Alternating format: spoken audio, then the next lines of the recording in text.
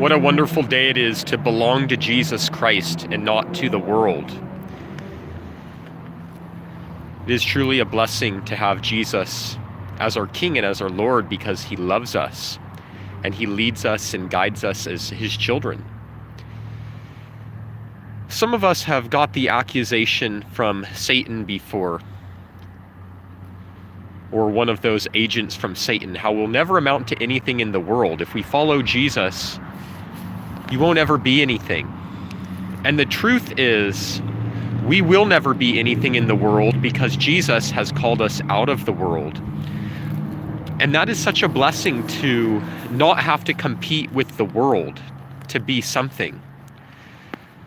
I want to read to you what Jesus said in John chapter 15.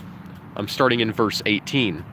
If the world hates you, you know that it hated me before it hated you. If you were of the world would love its own. Yet because you are not of the world, but I chose you out of the world, therefore the world hates you. Remember the word that I said to you, a servant is not greater than his master. If they persecuted me, they will also persecute you. If they kept my word, they will keep yours also.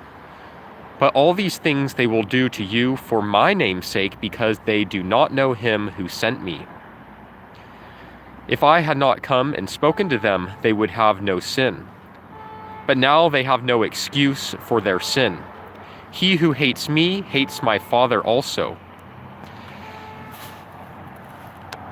If we really have the love of Jesus in us, and if we've been called out of the world, we don't belong to the world, we don't fit in anymore.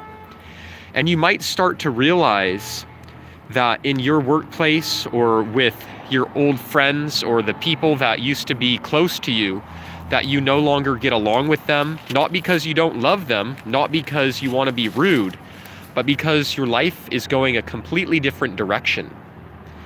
With Jesus, because we're called out of the world, we're hated by the world. The world hated Jesus Christ. If they loved Jesus, they will love us.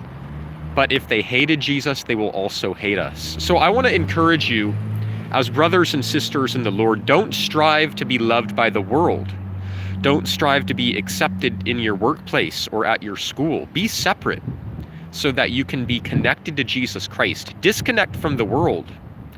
Disconnect from everything that is evil and sinful, and separate yourselves from people who are worldly. Touch nothing that is unclean, and Jesus will accept you as his son or as his daughter.